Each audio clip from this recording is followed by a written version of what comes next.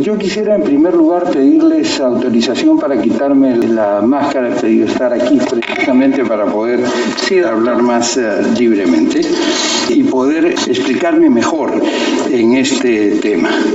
En el año 2000 hubo una inquietud concluido el régimen de Alberto Fujimori respecto al legado que nos había dejado, más que al legado, a la situación que había dejado, para hablar en términos propiamente dichos, con relación al texto de 1993, que se toma fundamentalmente sobre la base de la Constitución de 1979. En un trabajo muy interesante de Agustín Aya de la Torre, analizó que el 85% de ese texto era copia de la Constitución de 1979, que fue una Constitución muy bien pensada y muy bien realizada, en un momento constituyente adecuado y con una actitud constituyente propia, en donde se trató efectivamente de construir un país de ahí en adelante, estableciéndose, principios que podían ser compartidos por prácticamente toda la República o todo el país.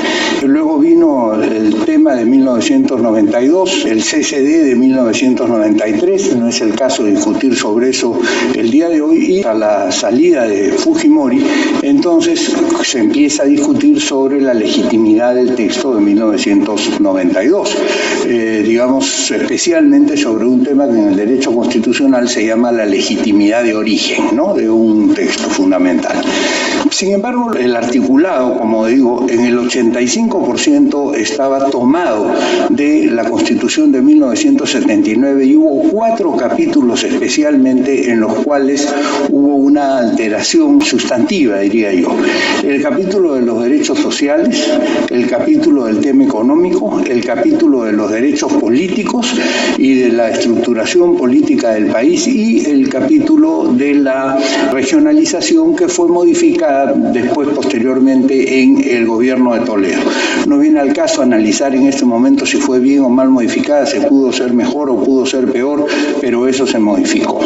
Y lo demás fue tratándose a través de parches legislativos, es decir, aparecía un problema y se pretendía solucionar, y aparecía otro y se pretendía solucionar, y así sucesivamente.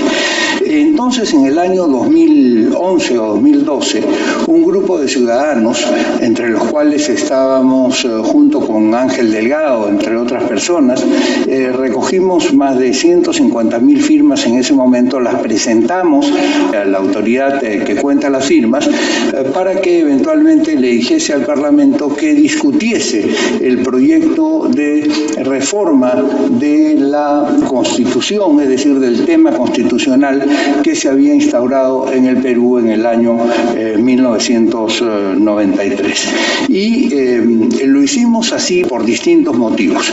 Y quiero explicarles eso porque me han pedido que les explique el porqué de este proyecto y eventualmente cuáles son las razones o cuáles son los motivos que nos llevaron a presentarlo de esa forma y no de otra forma. Nosotros habíamos presentado en el 2003 una acción de inconstitucionalidad ante el Tribunal Constitucional, en un fallo muy interesante del Tribunal Constitucional, un Tribunal Constitucional verdaderamente ejemplar para el país, presidido por Javier Albor Landini. No obstante que en el fallo de este caso yo discrepé mucho con él, y además donde habían juristas como Víctor García Toma, Magdiel González, Juan Bautista Bardelli, en fin, etcétera, gente de primer conocimiento en el derecho constitucional, y además de ciudadanos, es decir, gente con preocupación por el tema político. Entonces, naturalmente, hicieron una resolución que, si ustedes la leen desde el primer considerando hasta el último considerando, dicen le van a dar la razón a los reclamantes. Es decir, efectivamente tienen motivos para haber presentado esta demanda y debería de declararse fundada lo que en ese momento se llamó la nulidad del texto de 1993.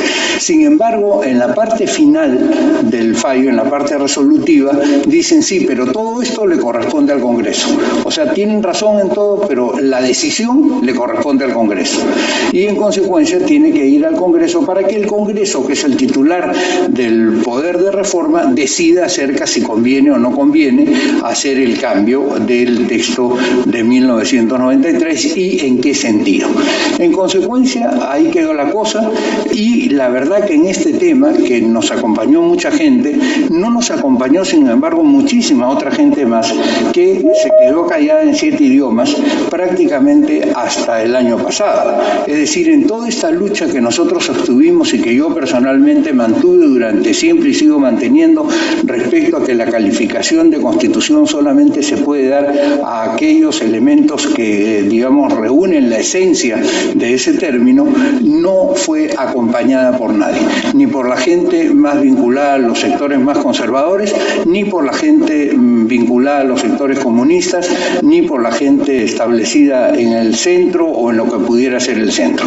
Es decir, ese tema como que se dejó de lado. La verdad del asunto, se acostumbraron al tema de la Constitución, entre comillas, de 1993, e incluso los profesores de Derecho Constitucional, a quienes yo retaba constantemente en los eventos académicos, sostenían que hablaban del texto de 1993 como si hubiesen hablado de la Constitución. Y eventualmente, si la Constitución quieren que sea una realidad, pues fue una realidad desde esa perspectiva y no desde otra. Pero entonces llega el momento, en el año 2012, en que nos imaginamos, vamos a proponer una reforma y vamos a pedirle al Congreso que el Congreso haga el cambio constitucional.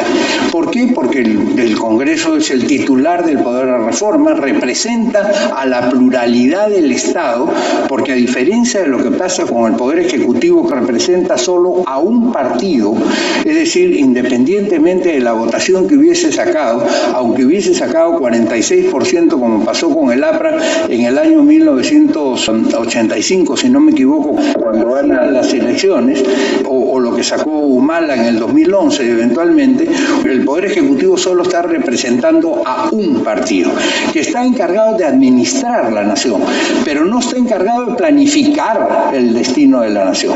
Son dos funciones diferentes, por eso es la función legislativa, que es una función básicamente de planificación de lo que viene al futuro para el Estado. Cuando nosotros hacemos una ley, lo que decimos es, de aquí en adelante el comportamiento del país se va a llevar a cabo dentro de estos cánones. Vamos a comprar carros importados, no vamos a comprar carros importados, vamos a comprar alimentos subsidiados, no vamos a comprar alimentos, es decir, todo para adelante, es decir, la planificación del Estado.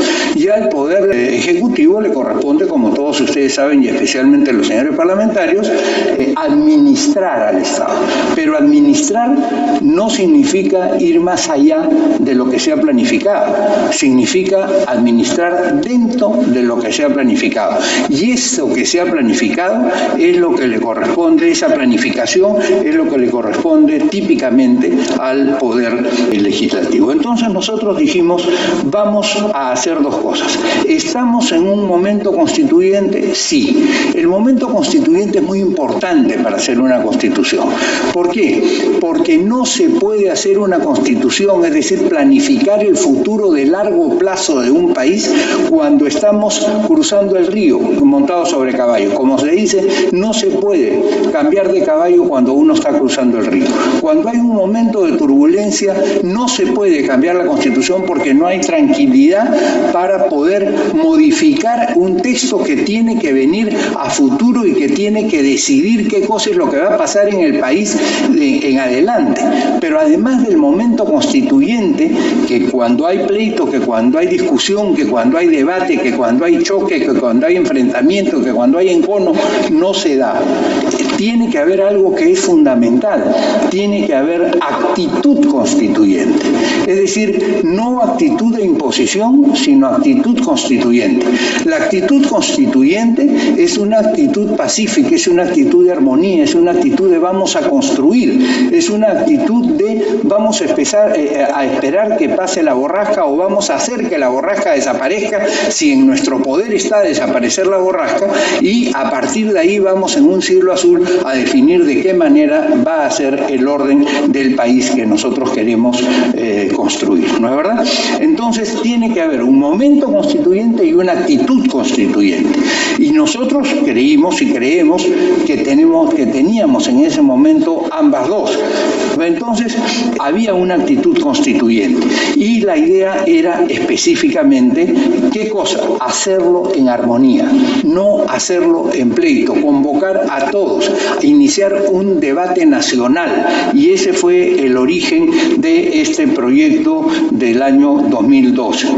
¿Por qué? Porque como Julio César Gaviria, que recoge una frase de un autor americano que se llama Stephen Holmes, señaló cuando promulga la Constitución de 1991 en Colombia, que en realidad fue una reforma de la Constitución de 1886-85, no recuerdo bien, en Colombia, es decir, un texto que tenía ya prácticamente un siglo. Él dice una frase muy feliz: la Constitución es un tratado de paz interno. Y eso me parece a mí fundamental, y nos pareció a nosotros fundamental. No podemos hacer una constitución de modo tal que un grupo aplaste al otro.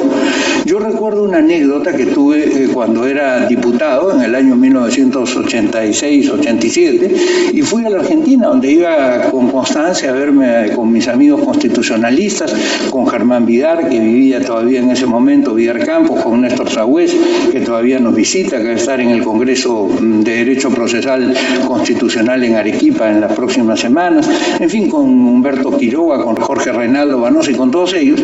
Y entonces, siendo diputado, hablo con el presidente de la Cámara de Diputados argentina, el presidente del Senado, el presidente de la Comisión de Constitución de ambas cámaras, y les digo: oye, ¿y por qué ustedes no cambian la Constitución? Y me dijeron una frase que me dejó helado: entre radicales y peronistas, me dijeron, solo somos el 83%, no tenemos consenso.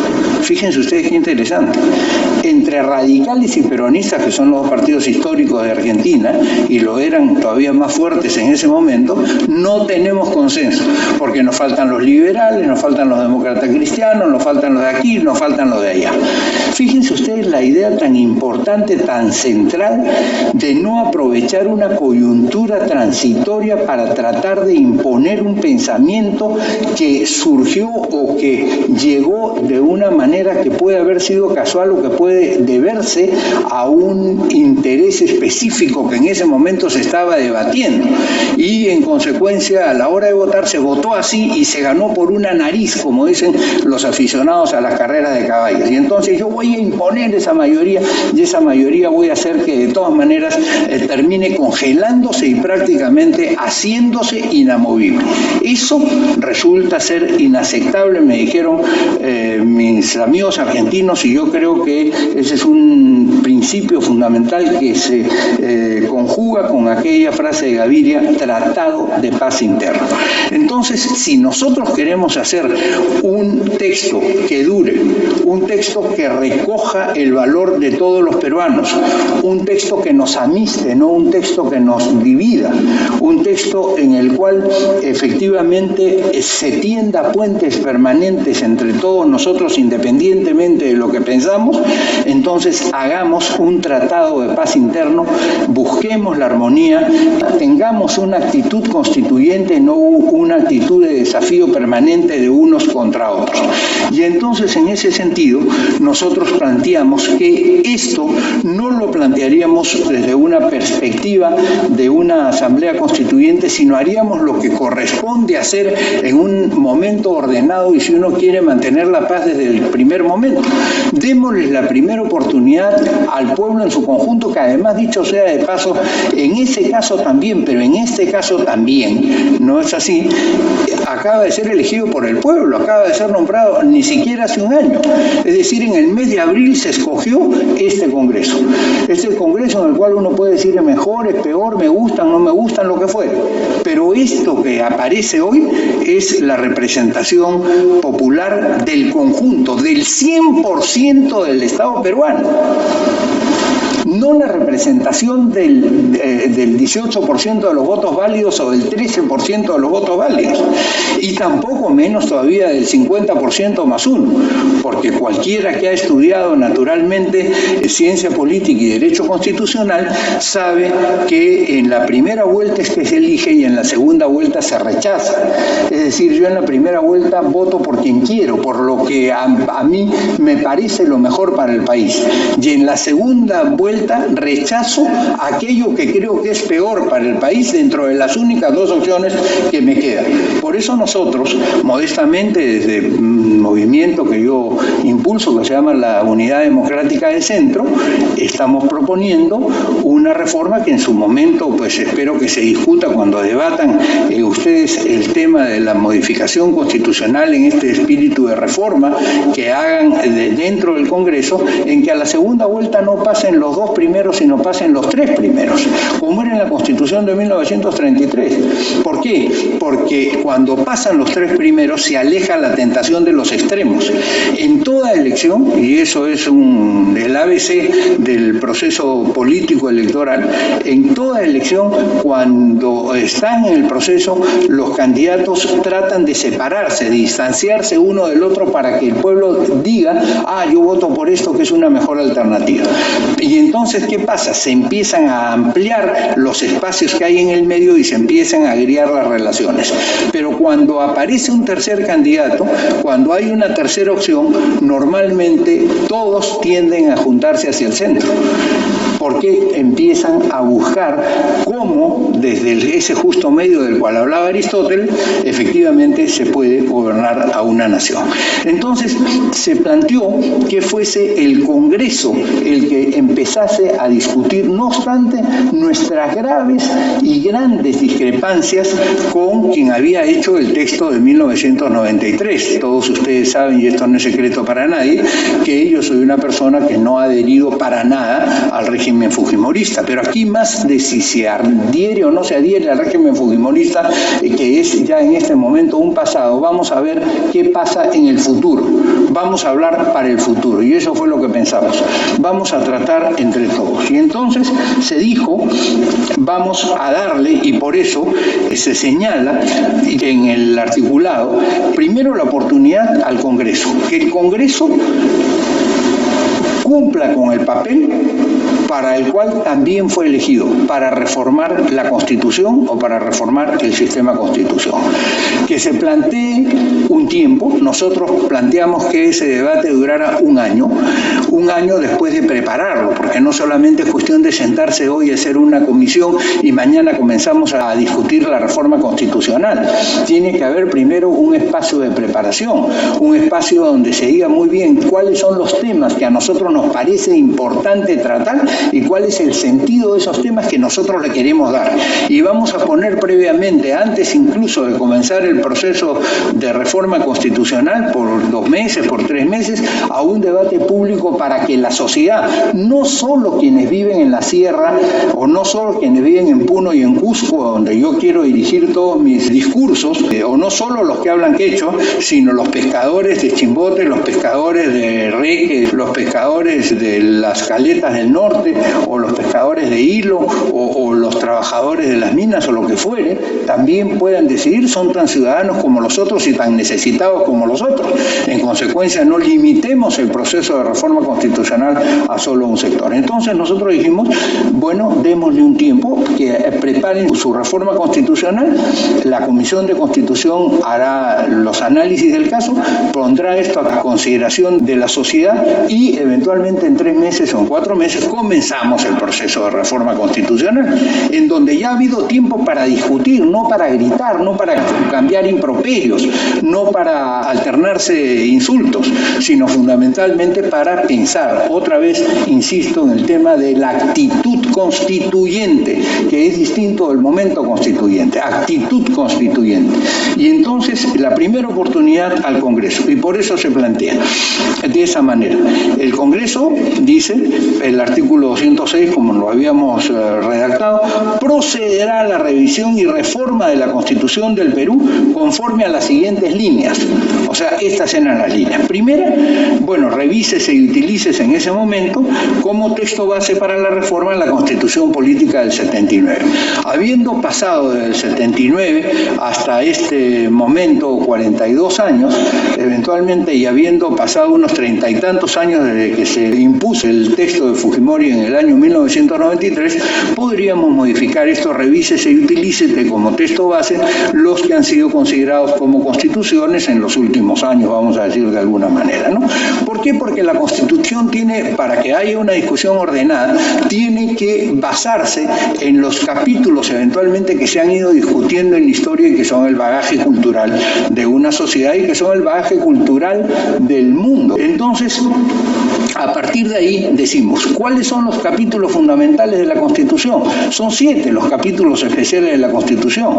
¿Cuál es el papel del hombre frente a la formación Estado o frente a la formación social?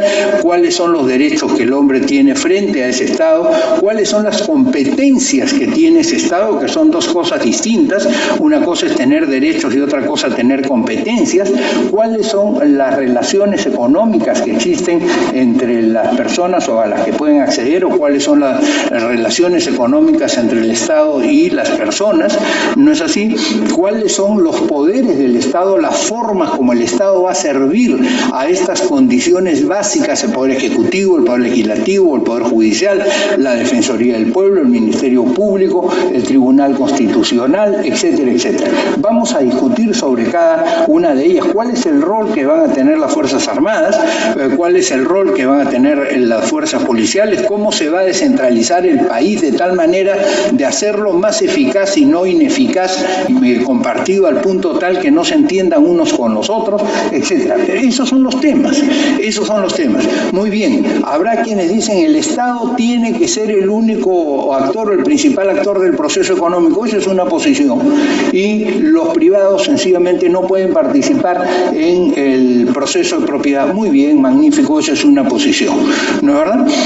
Los otros dirán, no, el Estado no tiene que participar en nada, simplemente tiene que cuidar que se cumplan las leyes. El liberalismo puro, esa es otra posición. Puede venir otra, que es la economía social de mercado, o el pensamiento social cristiano acerca de lo que es la economía en una nación. Pero en fin, estos son los temas que se van a discutir. En consecuencia, tomemos como base esto, y si hay algún otro capítulo que a alguien se le ocurre que es importante y que quiere plantearlo, lo plantea. Y ya está, se debate. Y en ese debate gana alguien y pierde alguien. Pero gana alguien y pierde a alguien de acuerdo a una mayoría que ya se definió oportunamente no hace mucho. No hace mucho, no es que el siglo anterior, es decir, el siglo XX, ni menos el XIX, se haya decidido sobre una mayoría, no, esto se ha decidido hace pocos meses. En tercer lugar, nosotros planteábamos que el preámbulo de esta Constitución del 79 fuese respetado en su integridad.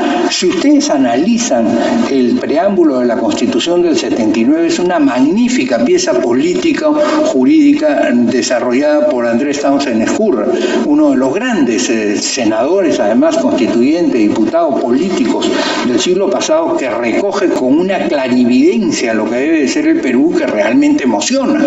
Y entonces yo creo que este es un texto que ustedes deberían de tenerlo en cuenta cuando produzcan el nuevo texto constitucional. Y por cierto, si hay algún otro pensamiento tan importante, tan luminoso, tan rector, incorpórenlo. Muy bien, lo discutiremos todos, yo desde la sociedad, ustedes desde su escaño en el Congreso.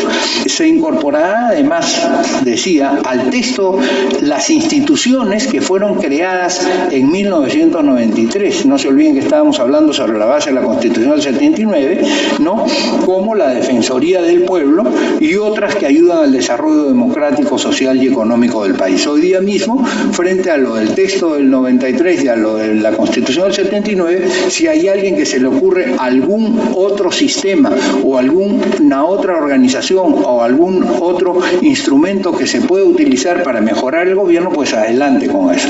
Y señalaba también el artículo que nosotros habíamos preparado, que para la aprobación de las reformas se necesitaba la mayoría del número legal de miembros del Congreso.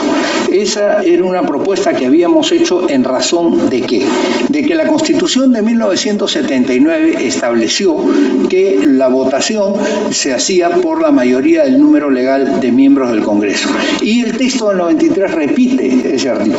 Sin embargo, luego establece para modificar la Constitución del 93, o sea, el texto del 93, se necesitan 2/3. Bueno, vamos, paremos un poquito la mano. O sea, si tú aprobaste con la mitad, ¿por qué pides que te reformen con 2/3?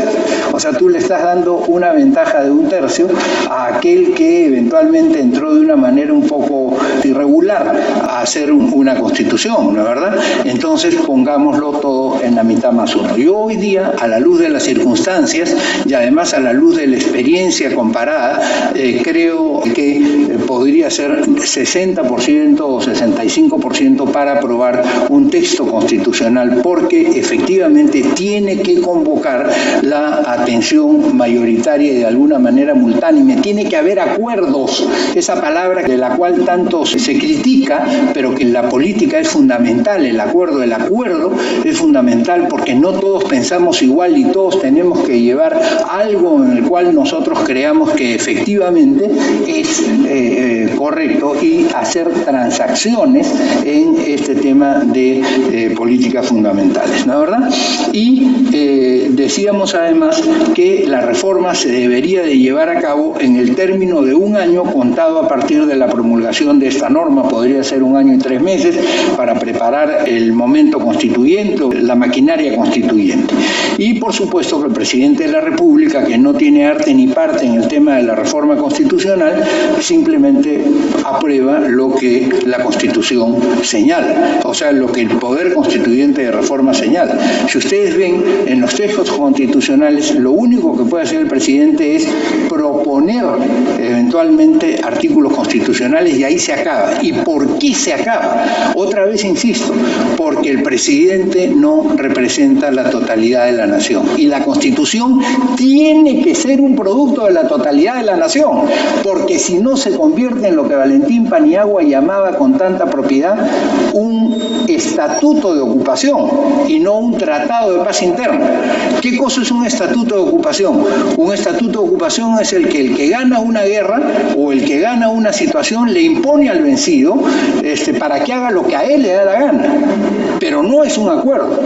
Si hay una guerra, entonces en la guerra, recuerden ustedes, por ejemplo, cuando llegaba Sendero Luminoso a un sitio en el medio de la guerra contra el país y obligaba a los campesinos a hacer tales y cuales cosas, echarse a producir alimentos para ellos, se llevaban a sus hijos a las armas, etcétera, etcétera. Ese no era un acuerdo entre Sendero Luminoso y entre los terroristas y los pobladores de cada uno de esos campos o de esos lugares. Ese era un estatuto de ocupación, una exigencia, una obligación, ni siquiera le habían consultado. Llegaban y le decían, ustedes tienen que hacer esto. Bueno, eso no se puede hacer en el derecho constitucional. Nosotros no podemos convertir al Perú en una sociedad donde esté regida por un estatuto de ocupación, ¿no es verdad? Entonces, el presidente de la República plantea y el Congreso decide.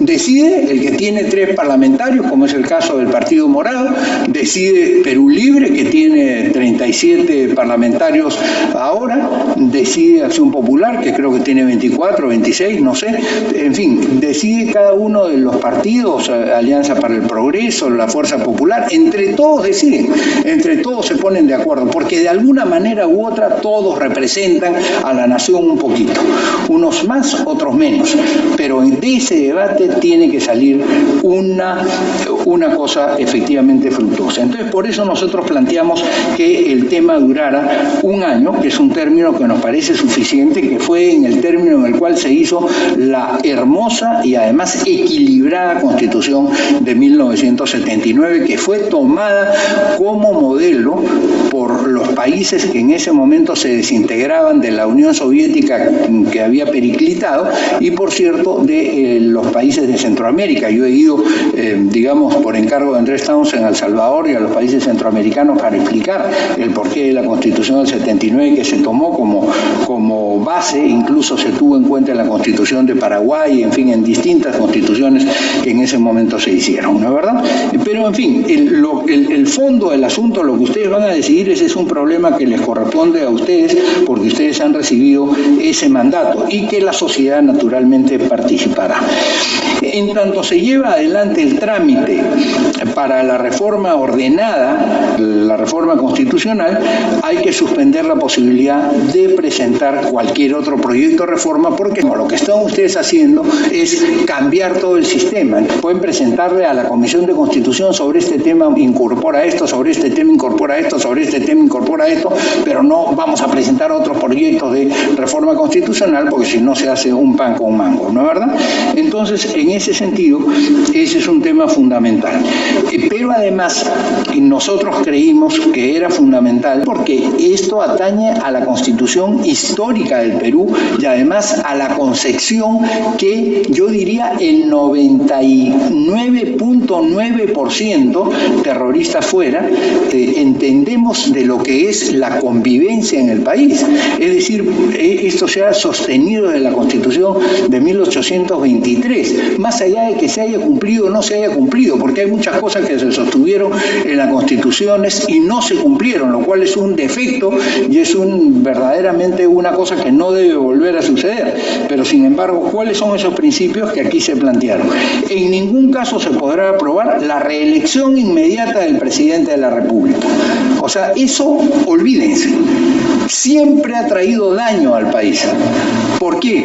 El ser humano, que es un ser viviente, tiene la capacidad de reflexionar, volver sobre sí, volver a flexionar, se mira, y en consecuencia, como se mira, conoce cuáles son sus virtudes, pero conoce cuáles son sus defectos, y conoce que le encanta el poder, y que quisiera quedarse en el poder todo el tiempo, porque debe ser muy grato poder hacer que las cosas que él quiere sean repetidas por toda la comunidad. Eso sucede, y en consecuencia el ser humano, en el proceso constitucional, frente a lo que sucedía con los reyes, se pone límites materiales y límites temporales, y dice: tú no puedes gobernar más que 5 años. Y puedes ir a una reelección dentro de un proceso. Yo, cuando era senador, aquí en este mismo hemiciclo, propuse la tesis de que no hubiese nunca reelección presidencial. Nunca, jamás. Porque el que puede volver a ser reelegido, lo único que va a hacer mientras gobierna es tratar de dejar una pica en Flandes para recogerla en el momento en que quiere volver a ser candidato. Entonces, apunta a una cantidad de temas populistas, apunta a una cantidad de temas para que lo recuerden a él, independientemente de si eso le costó mucho al país o le costó poco al país. Este es un tema que también lo planteamos como límite material. No puede desconocer los derechos fundamentales de las personas. ¿Por qué? Porque nosotros entendemos en nuestra concepción que los derechos de las personas, por ejemplo, el derecho a la libertad de prensa, el derecho a la libertad de expresión, el derecho a la libertad de reunión, son derechos anteriores y superiores al Estado, como lo dice la Constitución y el preámbulo de Andrés Townsend. Muy bien, anteriores y superiores al Estado. Y si son anteriores y superiores al Estado, el Estado no lo puede desconocer. Ese es un tema fundamental. No se puede alterar el régimen republicano, democrático y representativo del Estado de Gobierno. Y este es importantísimo señalar.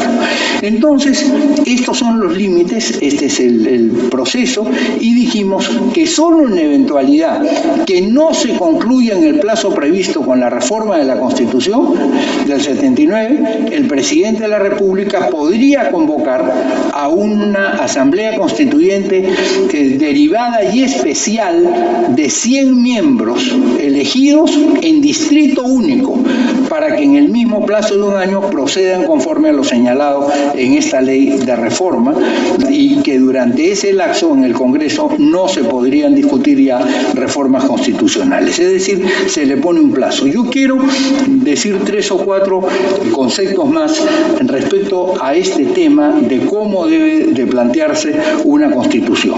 Ya hemos hablado del tiempo de preparación, pero tenemos que hablar de un punto fundamental. ¿Quiénes tienen que elegir, quiénes tienen que decidir, quiénes van a esa asamblea constitucional? Ya lo decidió el Perú en el mes de abril, el pueblo. El pueblo decidió efectivamente quiénes iban, y decidieron por ustedes. No decidieron por mí, ni por Domingo García Belaúnde, ni por Ernesto Álvarez Miranda, ni por Víctor García Toma, ni por los grandes profesores de Derecho Constitucional del Perú, sino decidieron por ustedes que están en la vida política, que conocerán otras cosas también.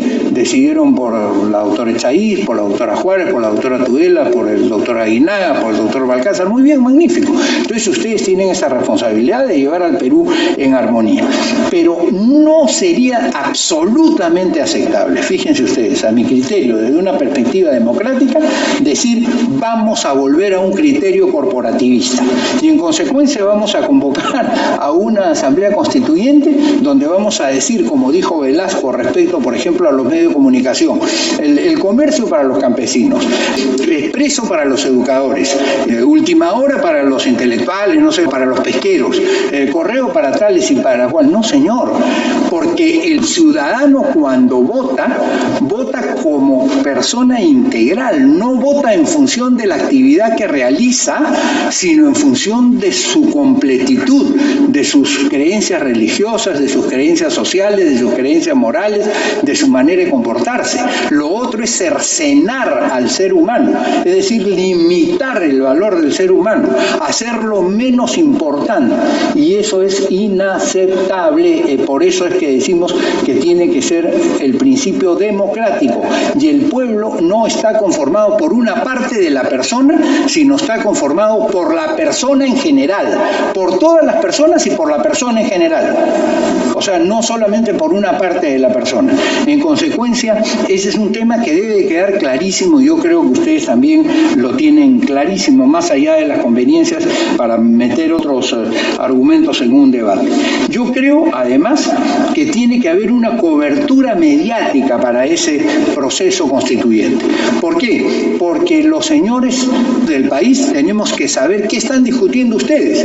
Hoy día hay muy poca presencia de lo que se dice en el Congreso en el país, y eso rompe el circuito elector elegido.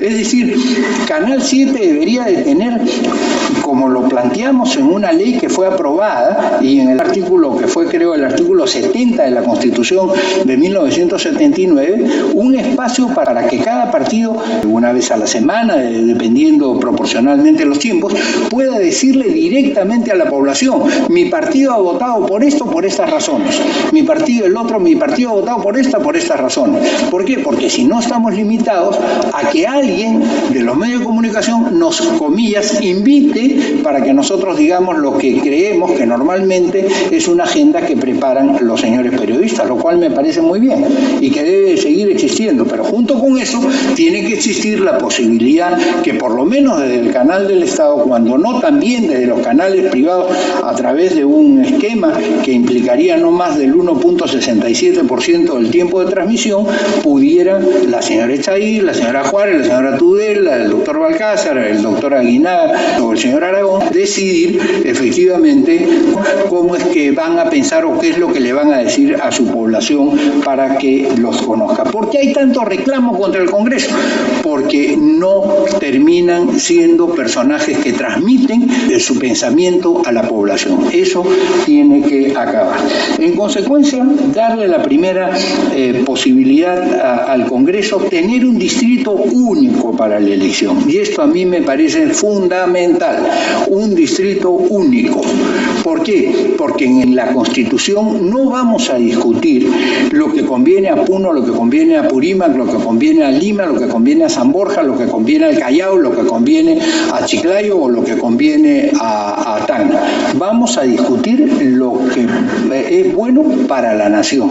Y a ese Congreso se integrará con gente de todos los departamentos o de todas las provincias del país, como sucedió en la Constituyente de 1979 y como sucedió en el Senado de la República entre los años 1980 y 1992, donde habían senadores de todas las regiones del país. ¿Que va a haber más de Lima? Obviamente que va a haber más de Lima, porque en Lima hay mayor población. ¿Que va a haber más de La Libertad que de Huancavelica? Sin duda va a haber más de La Libertad que de la Huancavelica, porque hay más población, pero eventualmente va a seguir más o menos ese criterio. Hay que discutirlo, el tema del voto preferencial. Yo creo que no debe haber voto preferencial y creo que hay que darle a los partidos la posibilidad de conducir a la sociedad y de tomar ellos las decisiones de quiénes son buenos para discutir determinados temas que van a ser materia de debate sin ninguna duda la Constituyente, ¿no es verdad? Y finalmente, sobre esto, una invocación, pues, para que no se pretenda tomar ventajas de situaciones coyunturales y apretadas y no claras, porque eso no nos va a conducir a una constituyente, va a atizar un espíritu de competencia, más que de competencia, de enfrentamiento, y eso no es la Constitución. Termino nuevamente con la frase de Gaviria, que creo que es perfectamente aplicable y completada con la de Paniagua. La Constitución tiene que ser un tratado de paz interno y no un estatuto de ocupación. Quien por cualquier eventualidad ganó en un momento y ahora quiere aprovecharse de ese pequeñito margen con el que ganó, además no en la primera vuelta, sino en la segunda vuelta, para decir yo hago lo que me da la gana. Muy bien, eso no le alcanza para hacer una Constitución. Le alcanzará para hacer bravuconadas en un mitin, puede ser, pero no le alcanza para hacer una Constitución. Eso era lo que quería decirles. Muchas gracias por invitarme y, por cierto, encantado. Muchas gracias, doctor Borea. Le agradecemos por su sustentación del proyecto 087.